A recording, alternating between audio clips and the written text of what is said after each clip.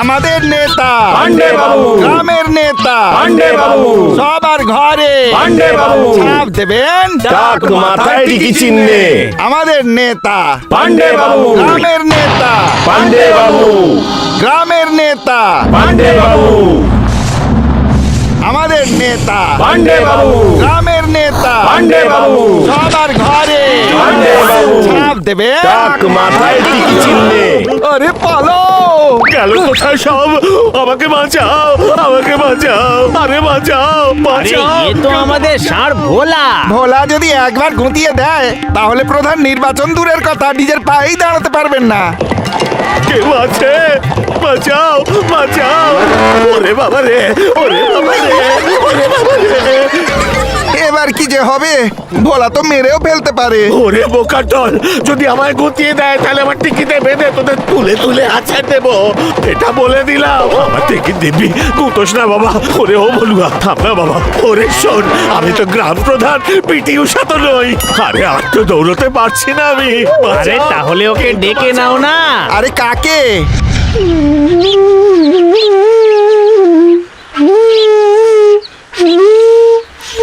ও পিন্টু দাদা, পিন্টু দাদা, ও পিন্টু দাদা, পিন্টু দাদা, পিন্টু দাদা।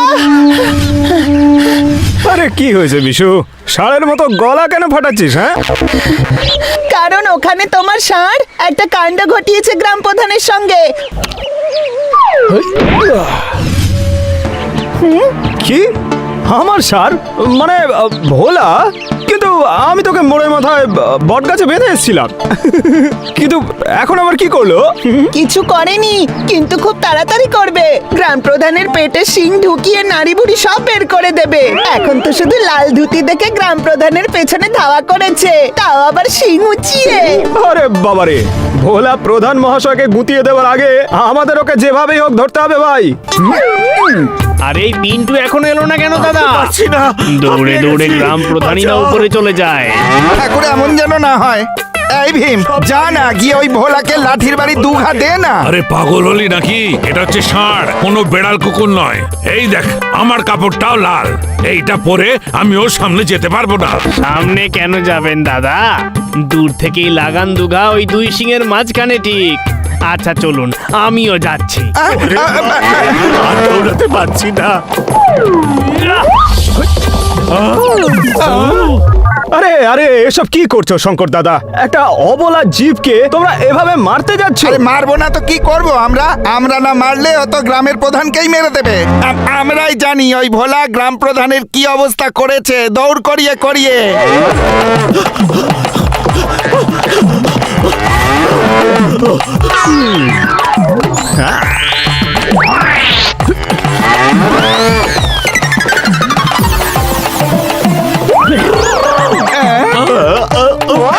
আরে ও মুরলিয়া, আমায় কিছু পরবার দে।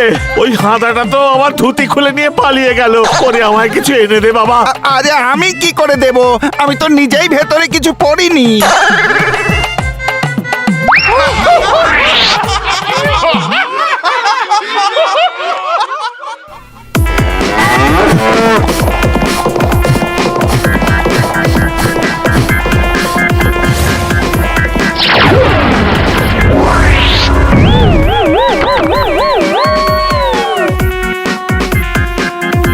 আরে পিন্টু, তোর এত বড় সাহস, তুই আমাদের গ্রাম প্রধানের ধুতি খুলে দিলি।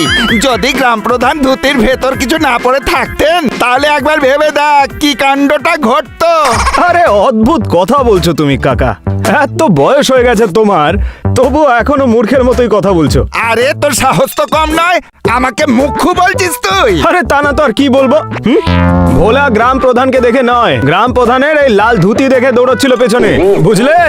তোমার মাথায় তো দেখছি খুব বুদ্ধি। সাবাস পিন্টু বাবু, অসাধারণ। থ্যাংক ইউ বন্ধু। আমার নাম হলো পিন্টু। দেখতে আমাকে যেমনই হোক, কিন্তু ভুলেও ভেবো না আমাকে আহাম্মক। এমন কান টেনে ছিড়বো না, জোড়া লাগাতে মুশকিল হবে, বুঝলে? আখ কাটছিলি না, আখ রোদে শুকিয়ে কাঠি হয়ে গেছে, আর তোর বাজার যাবার সময় হলো না, অকর্মণ্য কোথাকার। Oh father father father, tension not যখন আছে তোমার ছেলে পিন্টু। আর এটাই আমার পোড়া কপাল, অপদার্থ। যে ভগবান আমাকে এত বড় একটা মোটা গোপ দিল, তিনিই আমাকে তোর মতো একটা অপদার্থ অকর্মণ্য ছেলে দিল। এখন আর কি করবে বলো, নখ তো বিড়ালেরও থাকে, কিন্তু সে তো আর বাঘ হতে পারে না। কি বললি? আমি বিড়াল? আমার গোপ নিয়ে তুই ঠাট্টা করছিস, অপদার্থ? আরে ও মুরারি বাবা, আরে আমাকে বাঁচানোর নামে লোকজনের সামনে আমার ধুতি খুলে নিয়ে চলে গেল ওই হাঁদা পিন্টুটা, পাজির পাজামা। এসব কিছু দেখে আমার রক্ত গরম হয়ে উঠছে মালিক। এর একটা ব্যবস্থা তো করতেই হবে আমাদের। আরে সেসব পরে ভাবা যাবে, আগে তো আমাকে বাড়িতে নিয়ে চল। আমার দেহের কলকবজা পুরো ঢিলে হয়ে গেছে রে, গায়ের ব্যথায় মরে যাচ্ছে রে ভাই। আরে আস্তে তোল।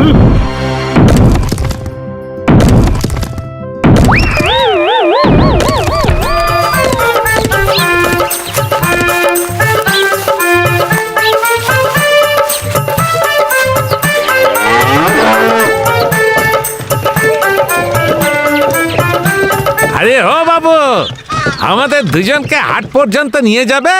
10 টাকা ভাড়া দেব, একদম নগদ। হ্যাঁ, আপনি শুধু মুখেই বকবক করেন পণ্ডিত মশাই। আপনি এত বড় একজন কিপ্টে যে আপনার হাত থেকে জল পর্যন্ত গলে না মশাই। আরে কি সব বলছো তুমি? এই দেখো গলল কিনা। না পণ্ডিত মশাই, আপনি আমাকে ক্ষমা করবেন। আমার বলদ এই পাহাড় মানে হলো জিনিসপত্রের বোঝা বহন করে, কিন্তু এই পৃথিবীর বোঝা বহন করে না।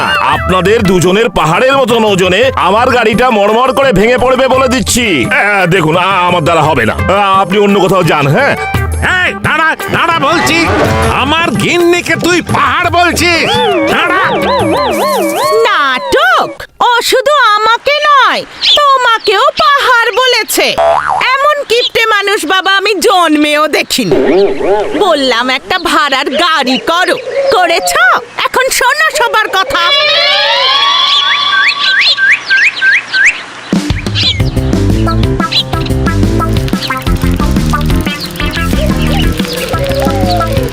জানি না ডমরুধারী বাবাকে কি দিয়ে যে বানিয়েছে। কতবার বলেছি তোমার মোটর সাইকেলটা দিয়ে দাও, মোটর সাইকেলটা দিয়ে দাও, কিন্তু না, বললেই আমাকে তেলের দাম শোনাতে শুরু করবে। যাক বাবা, এই সাইকেলটা ছিল বলে বেঁচে গেলাম, না হলে সব কিছু মাথায় বোঝাই করে নিয়ে যেতে হতো।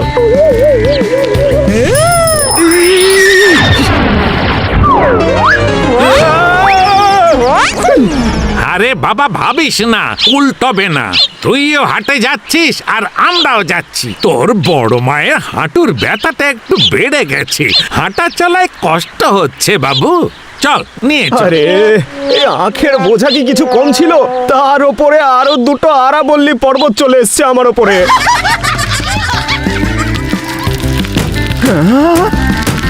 আরে আমার সঙ্গে একটু কথা বল পিন্টু। তোর কপালে তো খুব সুখ লেখা আছে। আসলে এই হচ্ছে প্রসাদ গড়করির খেল। আমি নিজের হাতে তোর কুস্তি তৈরি করেছিলাম। বল দেখি, কোনো সমস্যা হচ্ছে কি এই সাইকেল চালাতে? না না না না, সমস্যা কি? সমস্যা কি? কোনো সমস্যা নেই কাকা, সব ঠিক আছে, ঠিক আছে সব। হবে কেন? সমস্যা কেন হবে? আমাদের দুজনের ওজনই তো খুব কম। কিন্তু বড় মা, তোমার ওজনটা এত কমে গেল কি করে? মানে এত রোগা হয়ে গেলে কি করে? ব্যায়াম করি রে, রোজই আমরা ব্যায়াম করি, বুঝলি তো? তার উপর দুপুরের আগে পর্যন্ত দাঁতে একটা অন্যের দানাও কাটি না, শুধু চায়ের সঙ্গে 6-7টা টোস্ট। আরে আরে, তার মানে খুব সমস্যা হয় তোমার তাহলে? এই গ্রাম প্রধান তো দেখছি এবার আমার মাথায় চড়ে বসেছে।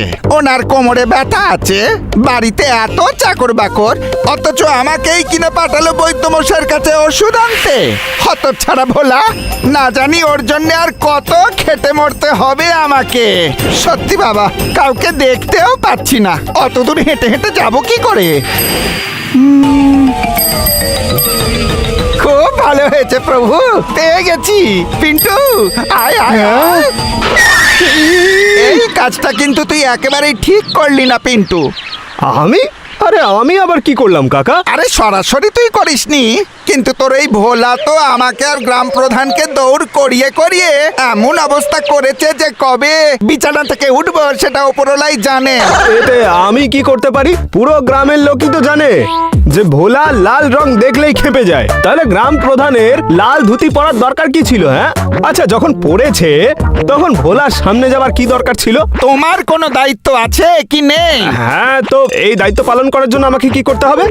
তবে হ্যাঁ, আমি কিন্তু বৌদ্ধ মশার কাছে যাব না। আরে তুই কেন যাবি বাপু? যাবো তো আমি। আমি শুধু জানি তুই আমায় সেখানে নিয়ে যাবি, বুঝতে পারলি? আরে সর্বনাশ!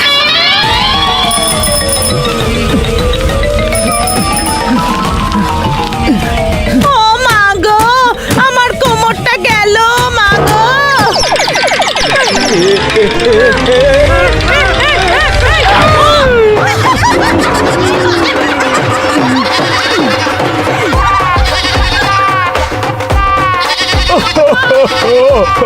ও ডমরুধারী, ছোট থেকে আজ পর্যন্ত তোমার মাথায় ঘটি ভরে ভরে জল ঢেলেছিলাম আমি, আর তুমি আমাকে আজ পর্যন্ত কাউকে না বলতে শেখাওনি। এবার তুমিই দেখো, কাউকে না বলতে না পারার জন্য কত বড় ঘটনা ঘটে গেল আজকে। সাইকেলের এই দশা দেখে আজ আমার বাবা আমার গ্রহের দশা খারাপ করে দেবে প্রভু।